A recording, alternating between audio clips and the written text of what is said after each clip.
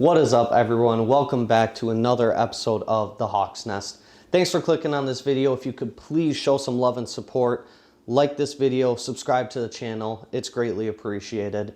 Today, I have a video about the NAR v. Burnett lawsuit, the verdict that came down from the jury, and all the most up-to-date information on it. I've been waiting to make this video because I wanted to see if any additional information came out. Nothing has. We're kind of in limbo, so I figured this is the perfect time to put out this video. So I'm gonna grab my morning energy drink really quick, then we're gonna head down to the office and get started. But before I do that, if you have been watching these videos strictly because of Miko, here he is. He's just chilling, bargaining manager, taking the day off. It's Friday, so it's the start of the weekend for him. So let's get down to the office, start this video.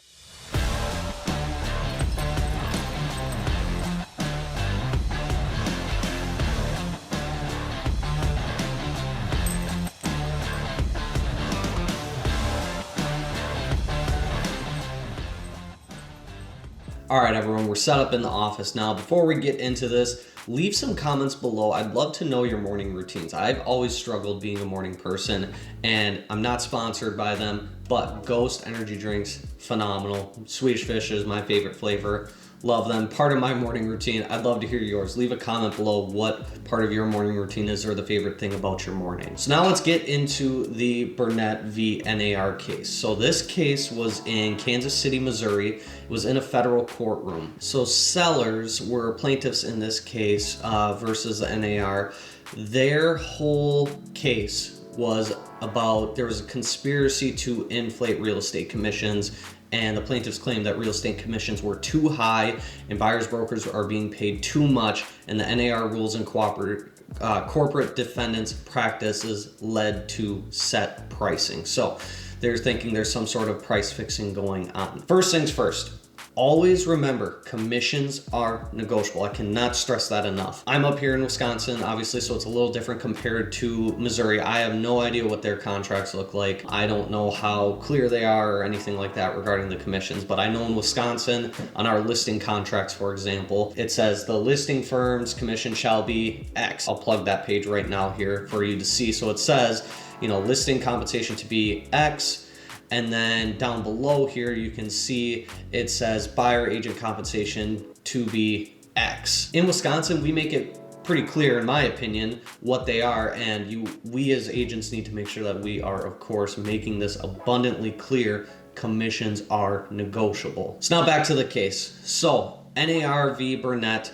The jury found the defendants, so the NAR, Keller Williams, and BHHS, guilty in this verdict. I want to also start by saying that this is just the very beginning. It is not only these companies that people are going to be going after. This really is going to involve every real estate brokerage. And in fact, as soon as that verdict came down, another lawsuit was filed, the Gibson case, that named 7 more companies: NAR, Compass, EXP, World Holdings, Redfin, Weichert Realtors, United Real Estate, Howard Hanna, and Douglas Elliman. There is going to be so much more coming down the pipeline. It does not just involve Keller Williams, BHHS. NAR obviously is going to be involved in, if I had to guess, more than likely all of these, because it involves realtors. Quick note on this too, Anywhere and Remax did settle. They were named in the lawsuit but then settled. Anywhere, they sell for $83.5 million with an M, and Remax $55 million. So they settled right up front.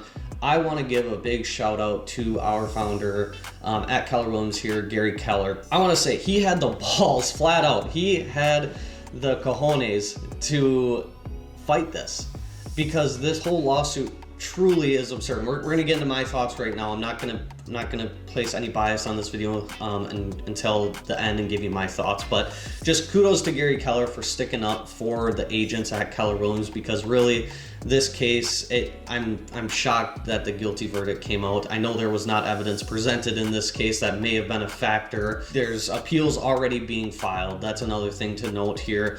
As soon as the verdict came down, that they started on appeals, and more than likely, that according to the NAR, it's saying 1 to 3 years before it's even resolved, and it might even get to a 3-judge panel that has to come and decide on the final verdict. No final order has yet to be issued. That's another note here, but the damages this is a big thing that I want to highlight regarding this whole case. They were found guilty.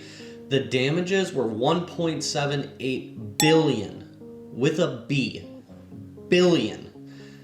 That's insane. And I would be really curious to know how they came up with that number. And the treble damages, and what treble damages are, I had to Google this because I'm not a lawyer. Treble damages is a term that indicates a statute exists to award a prevailing plaintiff up to 3 times actual or compensatory damages. So the treble damages are $5.4 billion.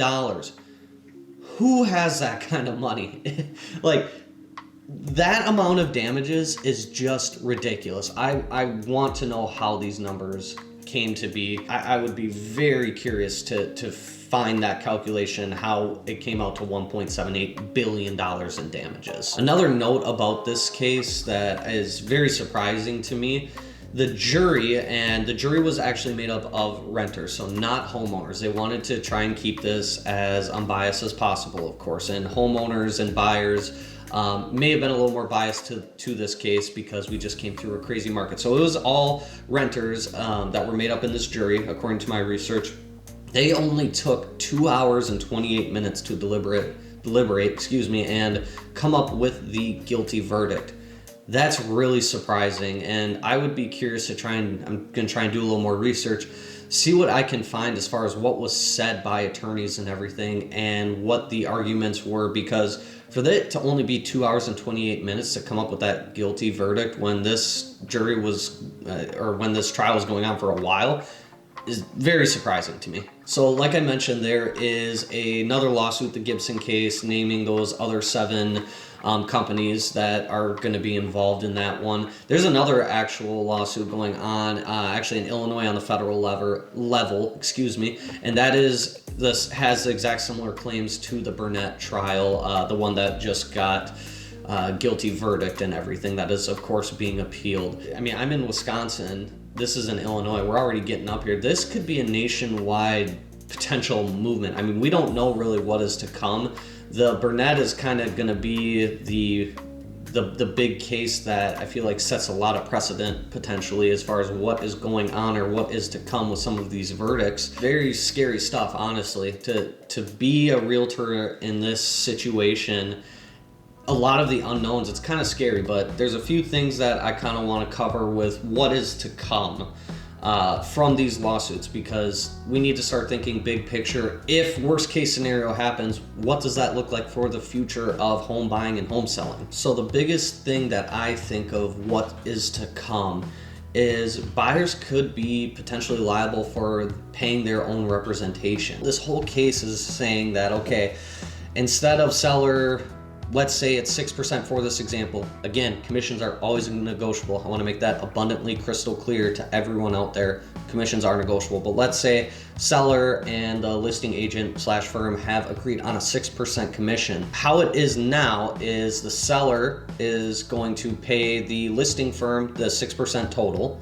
and then the listing firm is going to divvy that up. So that 6%, let's say it becomes 3%. Let's say it's a 50-50 split, for example. So seller, listing agent is getting 3%, buyer's agent is getting 3%. Whatever, there's all sorts of different commissions, splits that it could be as far as that math there. But let's say it's a 50-50 split, for example. What this case could mean for home buyers is now sellers are only going to want to pay 4%, let's say, or 3%. And the buyer is going to be responsible for whatever the buyer's agent charges. So let's say on their buyer agency agreement, they are charging 3% or 2%, whatever that percentage may be. As real estate agents, we are sole proprietors and 1099. So we are our own bosses. We can determine what we want to do for our percentages, which is why commissions are always negotiable. Again, I cannot stress that enough. But let's say it's 2 or 3%. Buyers may be on the hook for that. You may be responsible for paying your own representation, when now how it works is sellers are paying the listing firm X percentage, and the listing firm is paying out a certain percentage to pay for the buyer's agent. So now buyers might not be able to afford representation, and that is just bogus. as a buyer, you want to have an agent that's working for you in your best interest. So if that happens, let's say that buyers are now not able to afford an agent. I mean, buying a house, you have a down payment, you have closing costs, you have all these things associated with buying a house. To throw on another 2 or 3% or whatever the cost may be, that might outprice buyers from being able to afford representation. So if that happens, what I could see happening is a lot more buyers are going directly to the listing agent. And that is a whole nother thing. That's going to open up another can of worms. So now, let's say we have buyers going to the listing agent. Is dual agency going to be disbanded altogether now? So are we going to be able to represent both sellers and buyers and remain neutral? Or are we going to have the listing agent represent the seller and the buyer's a customer and has no representation, but the listing agent writes the offer for the buyer?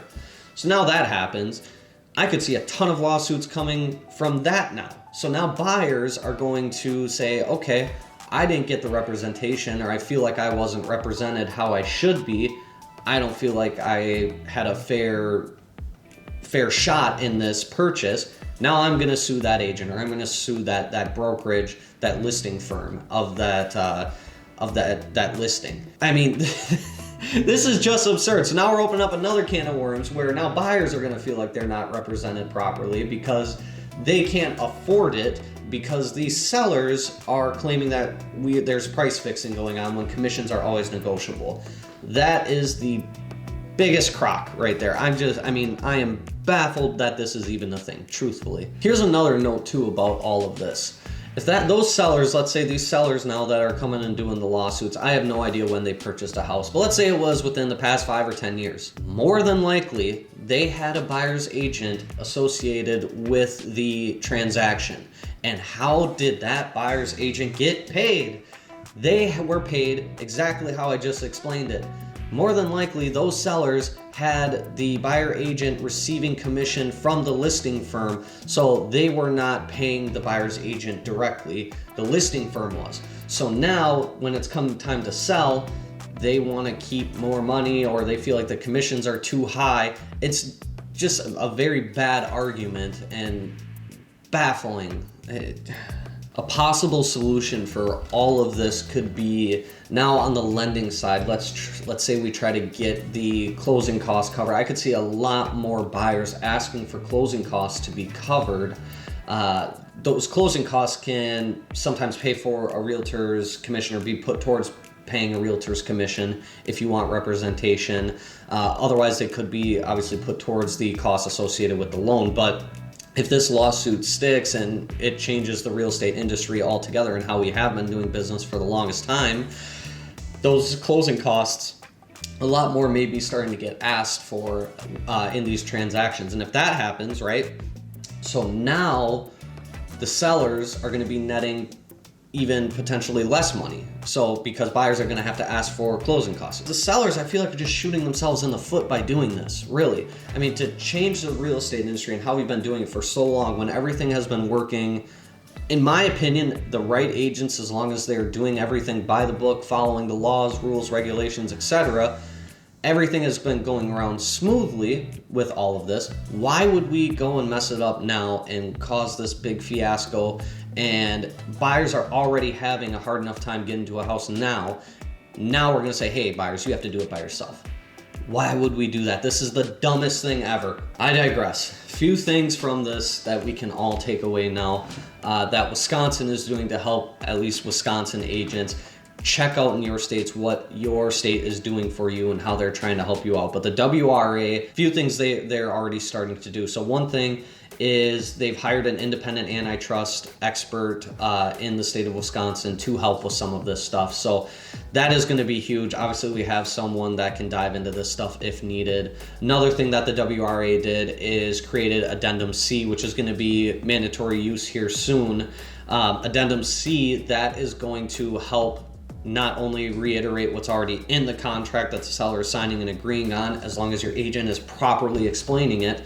Addendum C is to once again clarify what commissions are going to be in the state of Wisconsin. So that's nice, that helps. We also are updating listing and buyer agency forms. So all the WB forms in the state of Wisconsin are more than likely going to be getting changed here. Addendum C, from my understanding, is kind of a place filler or a place hold for the time being, in order to give us time to change our forms around, stuff like that. So use Addendum C, but eventually I'm assuming some new contracts are gonna be coming out that we're gonna have to learn. Go over your commission language. Role play that in your head again. How are you talking about commissions? Think about when you're in a buyer consultation or having a meeting with a seller and how you're describing commissions. Make it abundantly clear that commissions are negotiable, because that is going to save us a ton of trouble and potential lawsuits, of course. So I didn't have enough notes on the Wisconsin statute 452-142. I looked it up and it is quite lengthy. So I'm not sure what that note was about, but there might be something getting changed or amended with that statute. So just keep an eye on that, I guess. And another thing that we are discussing is potentially like a buyer agency work group. So we need to, I think, really brush up on our training. Agents and brokers need to have more trainings and education on buyer agency, listing agreements, and the talk around commissions. Make sure you're doing that, I would say once a week. At least role play with some people. Talk with someone in your brokerage or set up an accountability partner where you can talk about these things. I think that would be very beneficial and helpful, especially in the situation that we are in right now. One other idea the WRA did have was avoid pre-printing on your contracts in Wisconsin. We have a software called Zip Forms, and that's what we use to write up our contracts and whatnot. What they're saying is maybe avoid pre-printing a commission percentage in there, because that looks like it's saying, okay, this is the percentage and it's kind of set in stone. Instead, maybe start writing in your commissions. I think that's a great idea.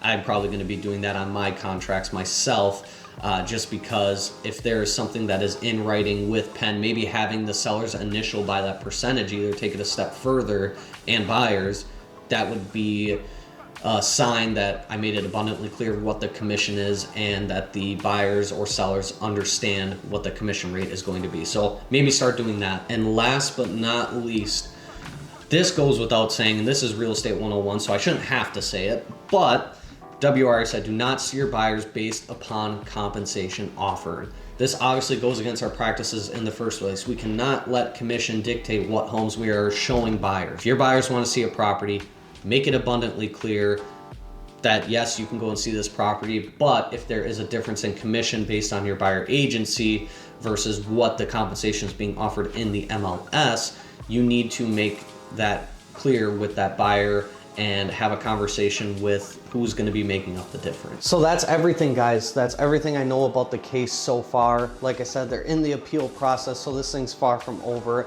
If any new information comes up, of course I will let you know. But if you know anything about the case that I didn't cover, leave it in the comments. I'd love to take a look and do further research on it. Miko finally decided to come downstairs, so we're gonna go out, shoot some more content, I think, but we really appreciate you stopping in at this episode of The Hawk's Nest. Thank you guys for watching that video. It really means a lot to me that you took time out of your day to watch it. If you like this sort of content, make sure you like the video below and subscribe to the channel so you receive notifications when a new video is posted. I really appreciate you coming by, stopping at The Hawk's Nest, and I look forward to seeing you on the next video. Take care.